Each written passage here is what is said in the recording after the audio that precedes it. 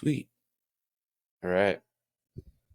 Cool. So yeah, we the last thing we were talking about was like the content creation and how, Chase, you don't have an agent or anything. You kind of do everything on your own. And I saw like you guys, like the US snowboard team, you guys just put out kind of like a mini vlog, which was cool to see. I saw that on Instagram the other week.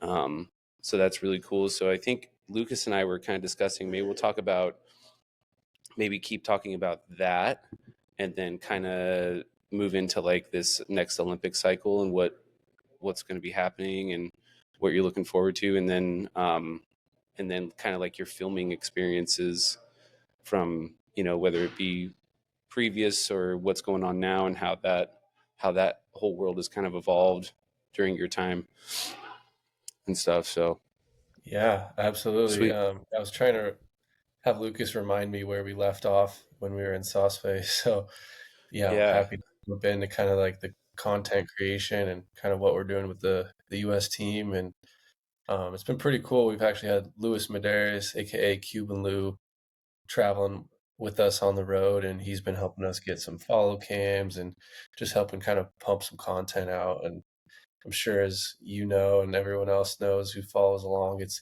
social media is like more important than ever, and it seems like just kind of maintaining that presence is pretty big for brands you represent, and I think just riders themselves. It's just kind of like we kind of like just getting clips and putting them on the internet, and pumping up our friends' content as well. And it's been pretty cool to have Cuban Lou with us, and getting to film with even some of his buddies and just other people along the way as well. I think probably Lucas can attest to that as well. Yeah, totally. I mean, I think the like time that stands out the most to me with like you and Taylor was a couple summers ago at Hood when we had Jeff Urban with us, and Jeff's our buddy from Yeah, Colorado. That's a that's right. killer filmer and cinematographer. But we were just going up there and like doing our thing, riding. But Jeff was just like laser focused on stacking clips, and I remember we were all just dropping like several edits like a week, and that seemed to really like gain some momentum. I remember that summer like they had like a bomb hole like group discussion, and I think Sean Fitzsimons was like, yeah, like I saw that Sean Fitzsimons on his bomb hole was like shouting our crew out like that they were at the half pipe like watching us film and how cool that was. Like I guess yeah, like that kind of I think was a cool time for us. And like how did that kind of like play a role in like your inspiration beyond just competing? Because I feel like half pipe you get a lot of opportunity to still showcase your riding like in different ways than just like in a contest run.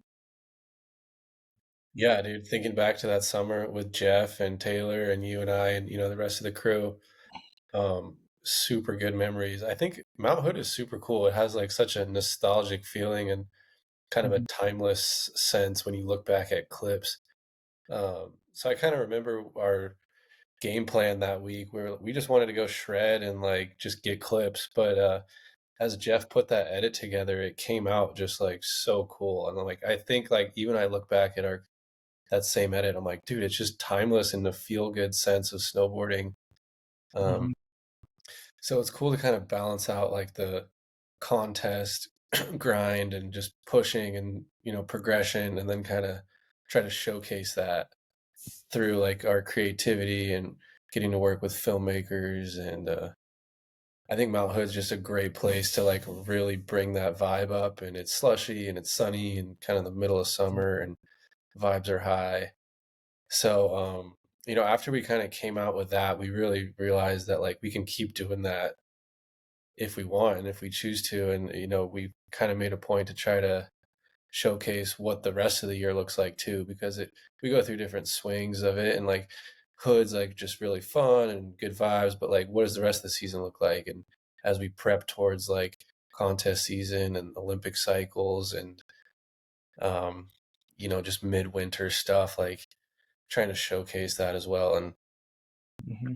uh, it's just been pretty fucking cool. It's fun. Yeah, for sure. And you mentioned you know, you mentioned Hood, and it's really hard to not have a good time at Hood, especially during that time during the summer. And like you said, it's just like the setting is just so sick. You got the backdrop of the volcano behind you guys in the pipe, or whether it be over at the slope course, the public course, or whatever you guys got going on. But you know, you guys mentioned, you know, Cuban Lou and Lewis, and kind of how he's taken off. And he kind of mentioned like all the people that came before him. You know, you got Spenny Gimbal God, you know, Jeff Urban, like all these people that kind of have their own style and stuff, and they've molded this whole new generation of filmers and, you know, cinematographers. And it's really sick to see. Like, you know, I heard he was super stoked because he was bringing his brand new red camera, you know, over to like go film you guys this time, and he was just stoked on that. And he's like, oh yeah, you know, like I want the red camera like Spinny had when he started getting big with Stale and the Stale Life. But let's talk about like back in the day. Like, I want to hear from each of you what your favorite snowboard video was growing up, if you had one. Yeah. You want to Yeah. start us off, Lucas? Now you go ahead first. Well, just kind of like touching back on like the Hood, like that place has like put out videos and countless segments from, you know, all sorts of riders and companies. And, you know, even like kind of, I grew up really watching like the Friends crew, and, you know, I was real inspired by Scotty Lago, the Matroni brothers, Danny Davis, Danny Cass, who's like our current coach. And those guys had just like a really good take on kind of like the comedy side. They would do fun skits and keep it pretty lighthearted, and just kind of like really got like showcase their personality. And it turns out they were all just super into half pipe riding too. So that was kind of like my biggest inspiration as a kid. Um, and then like of course like Mac Dog videos and, you know, Travis Rice videos, and now there's just like an endless amount of videos to draw inspiration from. So it's pretty cool to kind of see all sorts of different like perspectives on, you know, what other riders and what other companies are doing. And it's kind of seems like Mount Hood's like the watering hole, like where everyone comes together in the summer. So it's kind of cool to just like look back over the years and go back through history and see kind of who's been creating certain projects. And, you know, even like Scott Stevens, he's like one of my favorite riders to watch because he's such like a film guy, but like just the most technical like dude. He's like a wizard on a snowboard. So I kind of watch him and I'm like, never would have thought of that trick or whatever. And then I'll kind of try to use that and take something to the half pipe. And, you know, he's got a real good appreciation for half pipe riding too. So when I get to go ride with him and like the Capita guys and Hood, that's always like a super good vibe. Maybe Lucas had some of like similar inspirations, but I want to hear what you Yeah. kind of grew up watching as well. Yeah, honestly, Friends crew was the same for me. Like I think I've watched probably every single Friends video that ever came out on YouTube, because I mean that's when I was really like getting hyper focused on snowboarding, was like 2010, 2011. That's when the Friends crew was really like in the spotlight. And then I also would like randomly watch like some Videograss movies, and like loved Jed Anderson. Like I remember Jed Anderson was probably one of the first like real video, or I think Jed and Chris Grenier, like I would watch their video parts from Videograss, and like their style was just, I mean, Chris was like super gangster, but then Jed was like kind of this more skate style snowboarder that I thought was just like had the coolest look. Like even, you know, seeing him out there today, I'm still like afraid to go say what up to him because I'm still starstruck. Just like he's the sickest. So yeah, like, and Danny Cass too. Like the whole Grenade crew, like their videos were so cool because they had the perfect blend of like gnarly snowboarding with like fun lifestyle. And I think like these days I really love the Beyond Metals movies. I feel like they're like the one crew that's kind of still doing it like kind of how it was back then. Like they make full movies with video parts, but they have like, you know, they're incorporating their riders into like funny comedy skits just like the Friends crew did. And I think Yeah, that dude, I those think guys, there's something to be said for like those crew dynamics and like you got Beyond Metals, Dustbox is kind of a current one. You had the Friends crew back in the day, and I think like it's almost a little bit more powerful when you just go out there with your group of friends and kind of like start creating from scratch and just like kind of come up with your own recipe for how to do like the film thing or snowboard thing or travel, whatever it may look like. And I think that's kind of why Cuban Lou is kind of taking the world by storm. He's kind of like breaking the mold a little bit, and he's just coming on and he's bringing up his whole crew with TDI and getting on crew with the U.S. snowboard team, and he's just like doing it how he wants to do it. And like I think that's pretty inspiring too. And it's not just like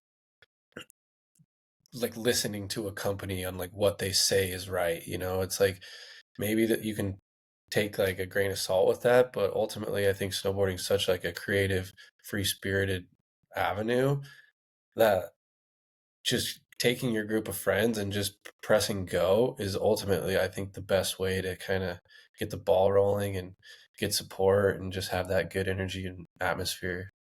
yeah, yeah, that kind of leads me into what I wanted to ask you too. Is like I think especially out of our group of half pipe homies, like you have had some experience filming with some different crews. Like I know you did some stuff in Idaho with even some skiers like wing tie and stuff, like going out in the backcountry with those guys, going out in Jackson with Yuki and Cooper. Like who has kind of been like the standout crew that you've gotten to hit some spots with, and like who do you gravitate towards, like if you're gonna go and try to get some clips in the backcountry? Yeah, it's a good question. I'm like I grew up in Haley, Idaho, and there's a little crew of us out there, but I was really kind of like forced to branch out and find new people to go ride with. And I kind of found my lane with the US snowboard team, but kind of around the same time, I knew I really liked free riding and backcountry riding as well. So, I'm fortunate to have some friends at home like Wing Ty Barrymore, pro skier, and Carl Fosfet, another pro skier. So fortunately I've been able to go out with them and, have some cameos in Carl's earlier movies, Bropsky 1.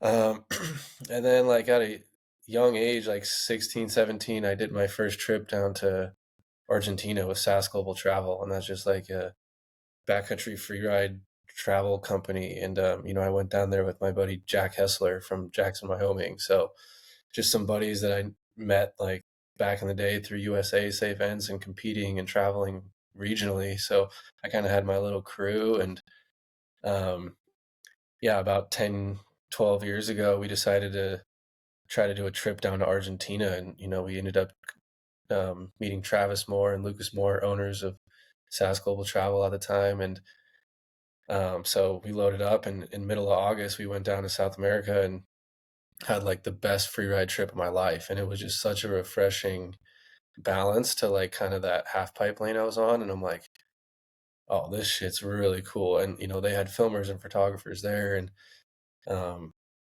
so I got to kind of film and practice my backcountry down there. And, I ended up kind of linking up with Cam Fitzpatrick. He did a trip down there too. And, you know, I met like Cam and Blake and Yuki and like all these like Jackson, Salt Lake guys, when I was little too. So although I'm from Idaho, I kind of like knew all these like different pieces. And, I'm fortunate enough that, kind of Cam was doing some projects over the last few years. So, I got to go over to Jackson and film with Cam and Coop and Yuki. And, I'm fortunate enough they wanted to include me in their projects.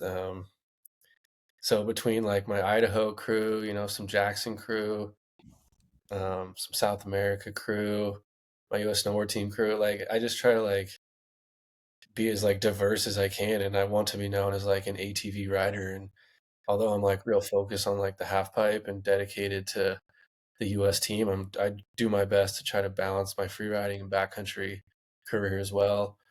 Um, it just doesn't have like as much time as I would like these days because like the travel schedule and competition season is like pretty drawn out and lengthy at times. So I'm kind of just trying to like get through this cycle right now and hopefully look to Italy for the 2026 Olympics. But I think after that year happens, like these next 2 years, I'm definitely going to be pushing further and deeper into the backcountry, and hopefully I can look to film like a full video part, because that's like a huge goal of mine too, and something I've really yet to have done yet. I've filmed like a bunch of stuff, but nothing's really come together into like a full project of mine. So that's kind of like a little bit on the back burner right now, and something that I definitely want to include Lucas and some of these younger guys too that I've gotten to meet as well, and show them that like there is another side to snowboarding outside of the half pipe. And I think a lot of people just kind of get sucked into their lane a little bit, but the best riders really have a good sense of like the full circle, and just balancing like the different aspects and passions that they have found within snowboarding.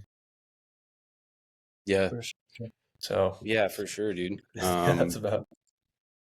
You were talking about how you kind of made your way over into Jackson and some Salt Lake area because you're Southern Idaho. What I've kind of found interesting is like there's a lot of people like crews now heading up to like McCall from like different areas and stuff. Like you kind of have like the pub beer boys like Eric Jackson, Curtis Cizik, the Ferguson brothers.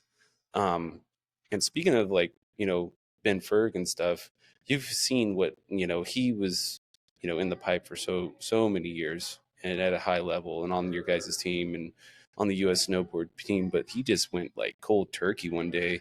He's like, I'm done with the competition circuit. I'm focusing solely on filming and, natural selection and stuff. So kind of speak on, is that like kind of like what you would like to lean towards after probably this like next Olympics? Is that something that you're going to be focusing more on, is getting out there and filming in the backcountry and be more in the backcountry, because so many different lanes have opened up for so many different riders now? Like you can be done on that competition circuit and still you got many years because of how many crews are filming together, and they're getting supported by their sponsors to go out and film, because everyone wants to see a sick edit, everyone wants to see a sick video part.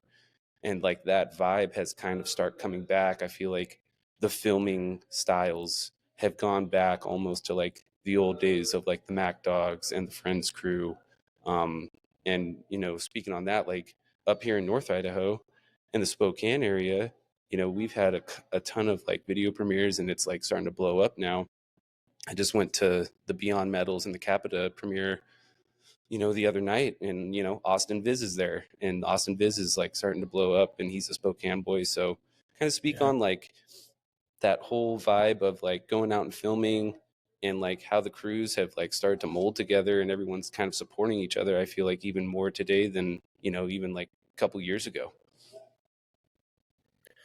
For sure. I mean, I think it's like snowboarding kind of is a small world in a sense. Like it seems like there's a ton of riders, but ultimately we all kind of share and overlap similar territories and whatnot. And it's not really a one size fits all. And it's so cool how, each rider can totally have a different path. And, I look back kind of what seems like the heyday when it was like me, Taylor, and Ben, like we made the pro team like the same year. And Ben and I got to share an Olympic team together, and then Gabe made the team, and they kind of quickly transitioned into that free ride aspect, and really pushed towards kind of like the filming and the natural selection stuff. And I think it's just pretty cool how everyone kind of has like a unique story, and can kind of do whatever it is that they feel is their calling. So for me, it was to stay in the half pipe a little longer. I felt like I was just getting my stride, and I knew I had some more gas in the tank. So I really wanted to kind of see where that could lead me. But, I look at Ben's career and I'm like, dude, like it's so fucking sick to see where he's gotten to go. And now he's, spent countless months up in Alaska and heli riding and traveling with Burton, and, to see Gabe get a pro model with K2, and, look at Taylor, how he kind of followed the half pipe a little bit more further, and now he's like transitioning with Nidecker. So it's like it's pretty inspiring to see like all of my friends make these big time moves. And like you said, Austin Viz, like I met him in Hood like years ago, and now he's getting like huge success with Capita and making video projects like urban style and backcountry as well. So it's pretty cool how kind of all of these crews like can overlap even throughout like the different like styles and touches of it. So I feel like the half pipe and the urban and the backcountry, they're not all that dissimilar. Like in I think like some of the best half pipe riders in the world have really transitioned in the backcountry towards the end of their career, and I find that pretty cool how just like how technically sound like half pipe riding kind of makes you. And the like you look at Kazu and Arthur Longo, and they all have like history in half pipe riding. So um it's pretty cool to see like all these different people, and I try to find inspiration from all of them. And I'm kind of looking into a similar thing. Of course it'll be my own path and my own avenue, but yeah, definitely looking to get into the backcountry and film. But ultimately I've been kind of focused on like the pipe, like I've said, and I've really wanted to use that as my vehicle to like elevate my career. And then once I kind of transition out, I just want to be able to enjoy snowboarding and enjoy the backcountry more so than like having to rely on that as a career opportunity to make money. Like, and so I think like ultimately the backcountry will be a little bit less of a stressful situation. Ideally, like I just want to go out there and film with friends, and whatever we come out with, great. But I'm not going to be like pitching that to like sponsors like this is my like make or break thing. Like I'm just going to be like, this is what I'm doing. Like if you want to support me, great, but if not, I'm going to be out there anyway. So yeah, I'd love to go out and film with all those guys again, and hopefully we can make that happen. Yeah, I think that's a tricky one for a lot of riders.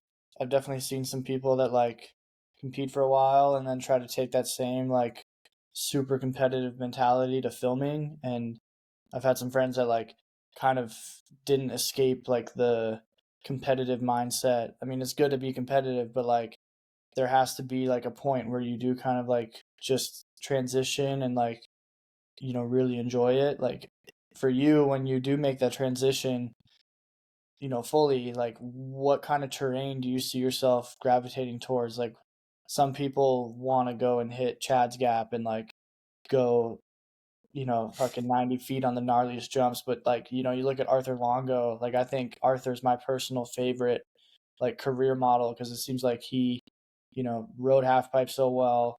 He's so good at riding the mountain, and it's like he's just going out on resorts and like finding the craziest gaps and lines. Like he's not. I mean, of course, he's in the backcountry, but do you see yourself kind of? I mean, obviously, you ride everything. I've seen you hit. I've seen you do NBDs in the backcountry, so like I know you got it all. But what do you enjoy the most? Do you think, and where do you see yourself kind of ending up terrain wise?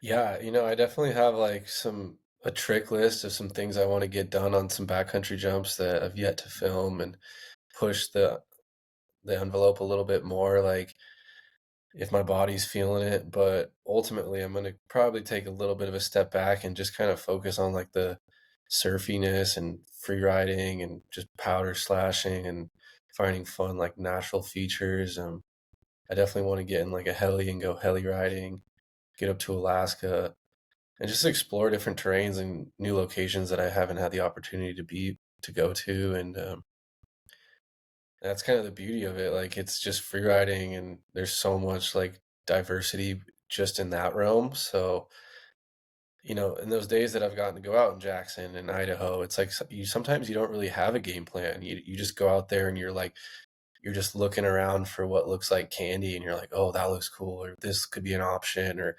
I know there's a couloir up there, like maybe it's looking good today. So it's kind of like you're like hunting for stuff along the way, and it's sometimes like it'll just like bam right there, inspiration, but you don't know until you go. So I don't know, it'll be an experiment.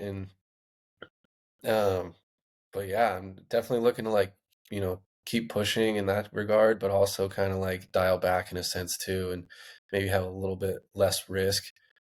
I think Lucas, like how much risk it feels like we take in the half pipe sometime, and the consequence that can come with like when tricks go wrong or when you hit the lip, and just how like physically demanding like that pipe grind can be. So I think it'll be a bit of a relief to get over the hump and, find some softer snow just to kind of relax and melt into a little bit. Yeah, for sure. I like what you said about how, you're gonna kind of be chilling and maybe not send so hard. It seems like those crews or those riders that have that attitude, because you can't really predict the backcountry. You can't. It's like a much less controllable environment than the pipe.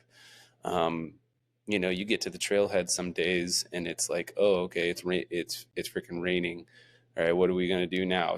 Like, is it even worth it to go up there? What's the slide risk? Like, there's just so many variables. So those guys that can kind of roll with the punches as far as like the weather goes and conditions go, seems like those guys are always the ones that are able to put together like a solid project and stuff. And like I mentioned, we were mentioning Ben Ferg. It's always like the half pipe riders that have the best edge control, that are so technically sound in their riding, that they transition over to that backcountry, because they can set their edge in like the tiniest little like kicker or booter or whatever, just like you were talking about how Arthur Longo is like that. Like, but he can also send, like he can just see transition in the shapes and then everything at a resort. So that was super sick to hear. And going off of that, I wanted to talk to you guys about, like, you guys are on the grind. You guys been out in Europe for a long time. What's it kind of been like out there in the pipe? Whether it be in Austria or Switzerland, or honestly, I have no idea where you guys are at. I was talking to Lucas right before you came on, Chase, and he was like, "Oh yeah, we're in Austria." I'm like, "Okay, where's that at?" Like, it's like there's just so many places to be. What's the pipe grind been like, and what's coming up soon? Because we're starting to get into the thick of things as far as the competition season goes. Yeah. Like you said, I'll just cycle back a second, but obviously I have a little bit of a bias, but I do believe that like the half pipe riders are like the best snowboarders in the world, just because of their like technical ability to like see that transition and that edge control. And yeah, we see it today, like with the level of half pipe riding is just accelerating at such a crazy rate right now. It's like actually jaw dropping. Um, and literally just today, we saw the second person ever do triple frontside 16 in the pipe. And I was like, what the hell?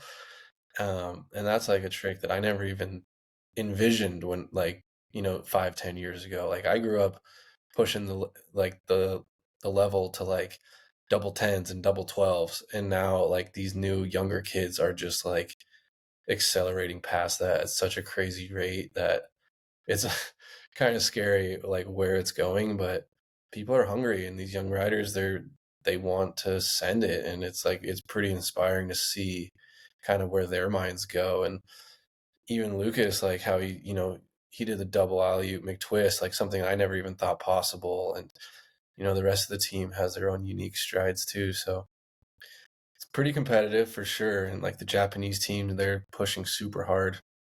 They're looking really good, and you know, definitely gunning for the Olympics as well. And so this is kind of like our preseason trip, and everyone's kind of buckles down, getting ready for the first event of the season in early December. So it's pretty wild to see kind of how that level has just jumped up again and again and again. And everyone like thinks that it's like hit a ceiling, and everyone says, "Oh, no way! Like it's not going to get further than this." We might have even touched on this in part one a little bit, but and then somebody comes along and bam, just breaks through that ceiling, and it's like, oh, okay, I guess we're not done progressing yet. So pretty wild to see. And but as these tricks get crazy, ultimately, like the style really isn't going anywhere. Like everyone's still making this shit look really good and controllable. And I'm like, I saw, yeah, triple 16 today, and I'm like, wow, that looked like not easy, but like doable. And I'm like, how the hell did he do that?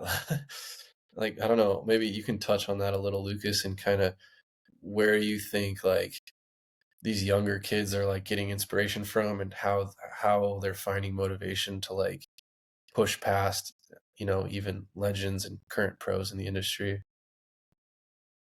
Yeah, I mean, I think I don't know. It's like I haven't thought about it a ton, but I think half pipe is super limited these days. I mean, it is and it isn't like, but I think it takes a really like creative person to really think about these like out of the box tricks. Like you've always been really good at like picking some unique tricks that no one still is touching, like the switch double chuck, like Jan Scherer with his switch alley oop double. Like there's some really cool tricks that are being done still that are completely different than just like another flip or another spin. But I think it just requires like someone that's just got a very like innovative mind that just maybe is drawing inspiration from other places. I think the younger kids these days, like they all have amazing style. Like just watching some of the Japanese kids just do like sevens and nines warming up. Like they all can do like the sickest looking basics, and they can, do the 14s, do the 16s now, do the triples. But I think some people like maybe extra spin or an extra flip is just the first thing that pops into their head, which is kind of the same for all of us. Like that is the easiest thing to think of. But I think, um, yeah, like some kids, like it's not easy for them, but I think they have been riding half pipe for so long that like another flip is not too gnarly for them because their fundamentals, their everything is so dialed that like that extra flip to make it a triple is like gonna happen pretty quick. So I don't know. Like I think that like there's totally still style in the sport. I just think that, you know, you're either gonna go and invent some crazy weird like new access on a trick, or you're gonna add another flip or another spin. It's kind of hard to go, from there because the half pipe isn't changing. Like they're not adding a hip into it. They're not adding anything in the pipe that can kind of make you like really reapproach your whole run. You're just kind of thinking 5 hits. How many spins can I get up to? But it's cool. Like that, it pushes all of us. And yeah, like, I don't know. It's a crazy time to be in Yeah, that. I think you're right. I feel like Sosfe and Kidsteinhorn it feels like we're kind of like in the weight room in a sense. Like everyone's real excited for the start of the season. They're pushing hard, they're learning new tricks, but oftentimes it's just a single hit in a row. Like not many times are you seeing like linked tricks. And Mm-hmm. I think there's a bit of a different vibe once you get into the season, once it becomes like contest mode and you got to link 5 tricks together and have that smooth line and like that fluidity across the flat bottom and the amplitude included and the execution piece as well. So I think like, some of these other guys that we're seeing like pushing the envelope like progression wise, like there's like from what I've seen like throughout my decade on the team, like the the mindset and the attitude shifts a little bit like once you get into contest mode and it becomes about like piecing everything together. And so although we've seen some of these brand new tricks, I kind of wonder if we're going to see them like landed in a finals run. And I'm sure the answer will be yes, but like there's also like a bit of a like strategy shift when it comes to like landing runs, and getting like a high judge score isn't just about an extra flip or an extra 180, and it kind of comes down to like what's a trick that nobody else is doing. Like, maybe it's a 16 versus a 14. They're kind of similar, but who's doing like, a double alley-oop yawn share flip, or who's doing a 20-foot method like Kaishu, or where I've had an edge, like who's doing like switch to switch doubles, or who's doing a double alley-oop McTwist like Lucas. Like nobody. So there's kind of like a difference in season versus like this preseason camp, I think. And although everyone's real excited right now and pushing the bar, it's like I kind of wonder how it's all gonna kind of shape up these next 2 seasons, like leading into Italy and stuff. Yeah. I mean, I think I've always looked at like Taylor Gold as one of the best examples of riders that really like took their time with like some of these really gnarly, like his trick was the double chuck 1080. But Yeah.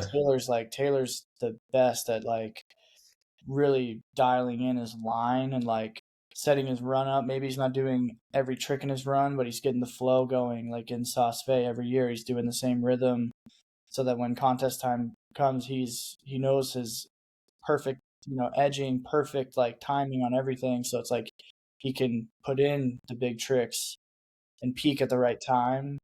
So yeah, it's like you'll see a lot of NBDs go down in SOSFE, but like if you look at Ayumu, for example, he didn't land his triple in contest until the Olympics because he was following the next hit. So it's like every rider I think goes through, like they learn a new trick, but sometimes it takes one contest to get it. Sometimes it takes 5 events to get that trick into your run. So it's like, Yeah, dude, like you said, like Taylor was like the best, like an absolute technician, and he would like really take his time and dial in his line. And on the contrary, like you got these young, Japanese kids, and they're just like popping off all excited, like first run of the day, double 12s, and you're like, whoa, like they're like not wasting any time. But as like the tricks and the difficulty gets higher and higher, the fundamentals to like deliver you out of the half pipe are becoming more and more important. So like, you know, everybody competing in like an Olympic final, like they're all good in the air. But I think like one of the biggest differentials is like how perfect they can ride their line, and like to just trust everything along the way and like use your momentum to like carry you out of the pipe, like that extra foot or 2 feet above somebody else. Like those are like the slight like differences that the judges are looking for. And yeah, I don't know, it's pretty crazy.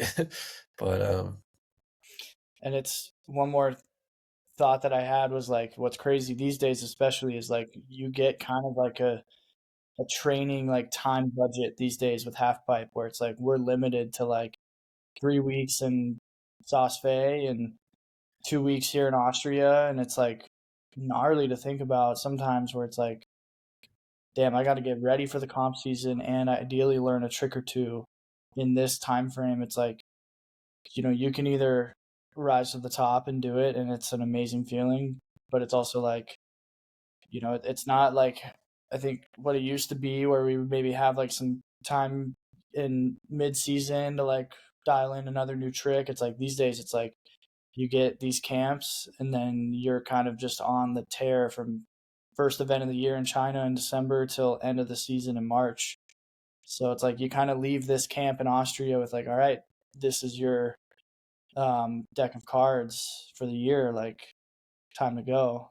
totally, dude. And like each event really is only about a week long, and like you maybe have 2 or 3 days of practice before qualifying. And like at a typical like Copper Mountain World Cup, you have 2 days of practice and then qualifying, a day off, and then finals. And each day of practice is like 2 hours long. Mm-hmm. So you like ultimately you're really not getting like that much time to like get ready for the contest. So it's like you kind of have to like rely on your training, trust the process, like think back to the work that you put in here in SOSFE and Kitzsteinhorn. And yeah, like that's a whole nother strategy, is just like relying on like what you know how to do well, and not being too like stressed out with limited training time, and just kind of getting you into that mindset of like go time. So then when like that first qualies run comes around, you know what to put down, and ideally stomp something feeling pretty good, and hopefully move on to finals. And bam, like your third or fourth day, that's the finals day, and then off to the next event. So it's pretty quick turnaround between events. We have a little bit of time off in between, like on the holidays, and middle of February we have a little bit of a break. But yeah, like you said, it's kind of just like nonstop for like 8 to 10 weeks. It's just like jam packed, like from December 1st to middle of March. We're just kind of like on, and that's not really like the most ideal time to like learn tricks or try something new, because you got like a whole season ahead of you normally. So it's like you kind of got to like have that risk management skill set in the bag too. Um, Yeah, and because you guys ultimately, is like about is our getting to the first next day. yeah, is your first event locks coming up here? No, our calendar goes China, Okay. Copper, Locks, Aspen, Calgary, Aspen again, I think. Wow. Just everywhere. And this is always something that I kind of wondered. So are you guys booking your own travel, or is there like somebody within the team that kind of helps you out with that on the US team? We do have like a really solid team manager. Shout out to Missy. So she helps us book all of our travel, and that's like one of the biggest like perks like being on the US snowboard team is that they're covering, you know, travel, lodging, coaching, tickets, um, per diem on the road. So, it's really hard and expensive to go out and do that shit as a privateer. So yeah, shouts to the US snowboard team for just like hooking it up and being probably our biggest vehicle to allow us to go out there and do what we do. Nice, dude. And are you guys so is the half pipe team kind of like their own little crew? Are you guys like going out to eat together, or do you guys kind of chill with everybody else on the team, whether it be, the slope team and stuff like that? You guys kind of hanging out, everybody chilling and getting food and just having some downtime whenever you can? I think it goes in swings, but yeah, we're definitely pretty tight knit. Like me, Lucas, Chase Blackwell, like we're doing dinners together. We're going out together, and when our travel lines up with the slopestyle team, yeah, we try to chill with them and hang out with the Japanese guys, like Yumu and Kaishu and Shuchiro and David Hablitzel, Jan Scher. Like it's a small world, man. There's only like a handful of people doing this shit to begin with, so it's pretty cool to like hang out with like these guys that live in different countries and this and that. But dialing it in further, like the US team, our little clique is like definitely tight knit, and I think we operate pretty smoothly together. And I think that's a big factor. Like it's hard to do this shit on your own, and it's not very fun if you had to go out to Europe for 3-4 weeks and cook meals by yourself the whole time. Like that's not why we do it. Like we got into this shit because it's fun and our friends do it, and um, so I think we have a really good atmosphere. I know like not every team is quite as tight as us, but I think it definitely plays an advantage to like, you know, have your friends along there with you for the ride. Yeah, I think half pipe riders too, like we're always kind of, I think not as much anymore, but like, 5, 6 years ago, like the word pipe jock was thrown around all the time, and like pipe riders are maybe put into this little like category of like, you guys just train and like compete, and maybe like I know I've felt like, maybe pushed away by like some of the slopestyle crew in the past or whatever, just like not as included. So it's like the half pipe homies, like we just maybe don't have time to like, start drama or like, you know, be assholes to each other. So it's like I think the whole half pipe scene, like all the countries, we're all like homies. Like the vibes at the half pipe are really good. And I think just like that small community of riders that like, yeah, we're all there for the same reason, to snowboard, push ourselves, have fun. And I think like these days, especially with how intense competing's getting and how gnarly the sport is right now, like we really have to lean on our homies and like have that tight knit community, because there's days where it's like you're you're not too hyped and like you have your homie next to you and you guys can like go take a groomer lap and go cruise, or like just talk, like just communicating. Like I've seen a lot of people do that lately, like just kind of open up talking about their frustrations or their like emotions, and it like you can see that it helps them, and they can go out and ride. And like I think it's a collective group. Like we're all individuals in our sport, we're all trying to win ourselves, but it's like our community helps us all win at the end of the day. Even if you're getting 10th place, but you're out there having a blast, and your homie comes up to you and is like, "That's the best run I've ever seen you do." Hell yeah, like that goes a long way. So I think hopefully the U.S. team, like, I feel like we've always tried to set a good example, like for the younger kids and hopefully all the other teams. Yeah, yeah, well said, dude. I think like that team atmosphere is so, so important. But like at the end of the day, it's like only you who's dropping into those contest runs. So it's like an individual sport, but you need your team for support and your coaches, and everybody plays a piece to that. And like you said, just having somebody to talk to and like tell somebody how you're feeling, like, is a big piece of that. And it's like, you don't want to just like have to call your old friend from back home and like dial them up like on an 8 hour time zone difference. Like, why not just talk to your friend that you're on the chairlift with right at that moment? So Yeah. yeah, I think like we're trying to set a good example for like what a team atmosphere should look like. And, we get to work with pretty cool people along the way. The team brings in, sports psychs. We've got to have a conversation with a guy that, was a Navy SEAL, and, how to balance like those dark thoughts when they come up or when shit gets hard. Like, how do you process that mentally so you're able to like move forward in a positive direction? Like, that's like a huge piece of it too. Aside from like the physical aspect of it, like everyone's pretty talented, like physically, but like mentally is a whole nother battle. And I think that like the elite athletes, the people that are like constantly winning or like finding success, they have a really healthy outlet for dealing with like the harder topics. So Yeah, yeah, I don't know. I think our team's pretty dialed right now. We got two really awesome coaches. Everyone's just super motivated to keep pushing, and I think that's what it's going to take to make that Olympic team ultimately. Yeah.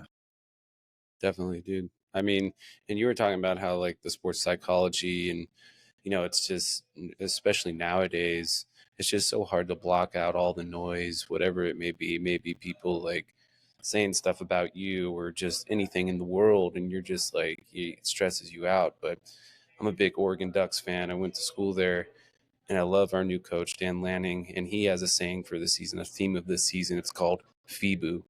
And you could probably, understand what that means. It means fuck everybody but us. Just block out all that shit. And that's the only thing that we can do. We can only control what we can control.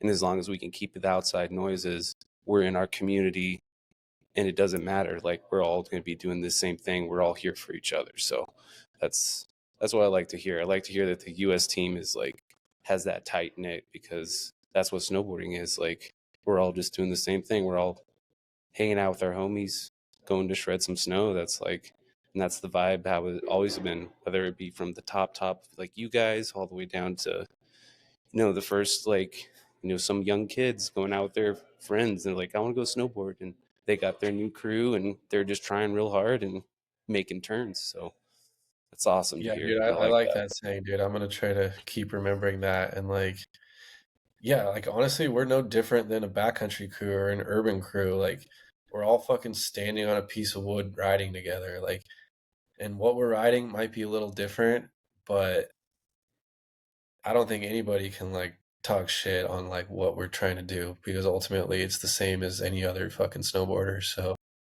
Yeah, just a reminder to anybody that might not have like a full insider scoop on what it is to be on the US team, but ultimately it's just same shit, different day. true. Exactly. Nice, dude. Before we wrap up, uh, like you said, there's this Olympic cycle coming up, and I've been through one cycle, which was this last one in Beijing, and kind of got that feeling of what it's like going through the whole qualifying process and going, and this would be your third Olympics, and I remember watching, and when you made the team in Korea, and like watching you. I think the first Grand Prix I ever did was that Mammoth Grand Prix that year that you won. And Nice. what is the like difference this time around with going into your third qualifying cycle? Does it feel any different? Are you taking any different approaches that you would want to share, or are you just kind of taking it, because you're really good at taking it season by season too? Like, maybe you're not even thinking about it yet.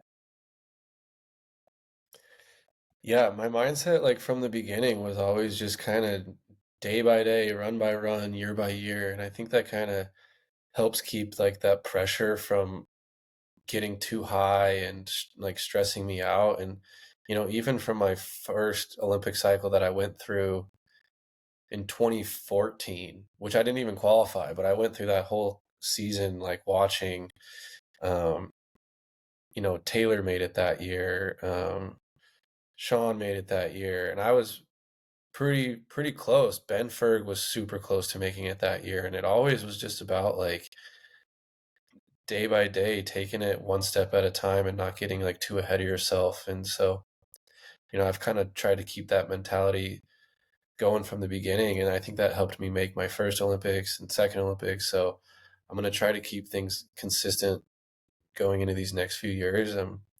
Honestly, I think this cycle will probably be one of the most challenging, just with like kind of where the level of riding is at. But ultimately, I just got to remind myself like what I'm capable of, take care of my body, take care of my mind, and try not to get too stressed and just enjoy the journey, because that's what it is. And like if there's four other riders that come up to play and they fucking execute and they make the team, I'm gonna be stoked for them. Like, it's not really about like being the best or beating everybody all the time. It's like just enjoying yourself and snowboarding and living kind of that lifestyle, because it's pretty unique and not many people even get to experience anything like this. So yeah, I mean, there is like some pressure to like make the team and this and that, knowing that I'm capable of it. But ultimately, if I just like kind of like follow the process and, kind of like I said, step by step, I think like things kind of tend to work out a little bit better than that way than like, these long shot Hail Mary or like getting too stressed along the way. So we're just going to have to see. It's going to be a wild ride for sure. But, I'm stoked to see what you guys do and be there along to like watch you and Chase and Ollie and some of these younger guys as well. So I know, we've talked about this too, and it's just like I think being kind of like calm, cool, collected, being relaxed, having fun, enjoying the moment, embracing the journey, like that's what it takes to make the Olympics, I think. Yeah.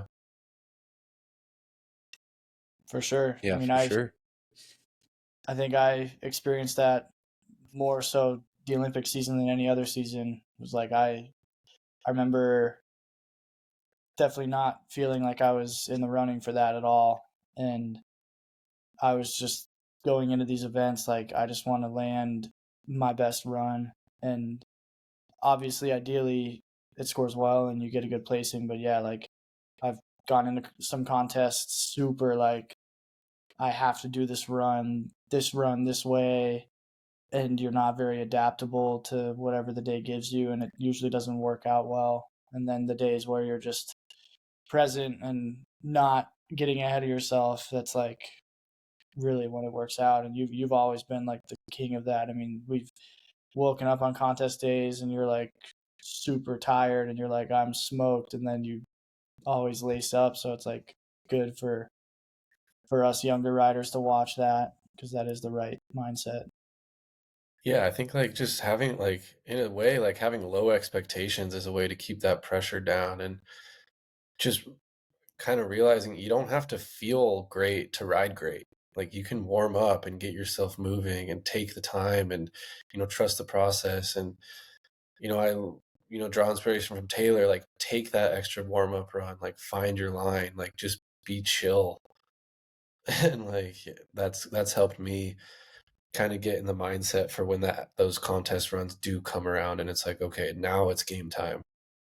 Now you're ready. Now you're like, and you don't need to go out there and like win practice too. That's like what one of my old coaches said. Like you see people get so worked up and firing up super early in the contest day, and you're like, bro, you just landed your Hail Mary run in practice, dude. Like, what are the odds that you land it that good a second time in a row? Like, probably not. Like, you might as well save that run for when the judges are watching and their notebooks are out.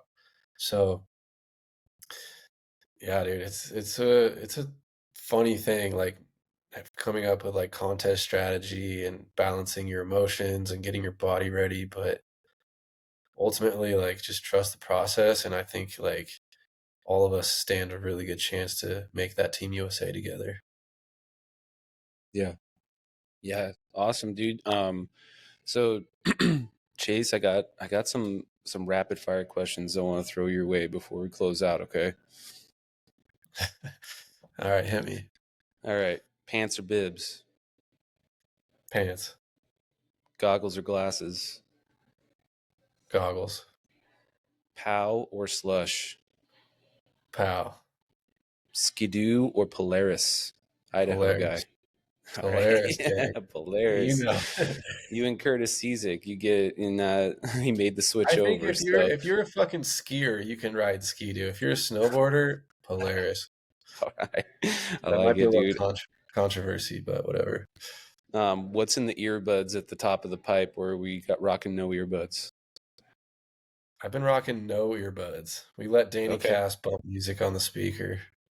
I like it. All right. That's cool. That's a whole vibe in itself. That's sick.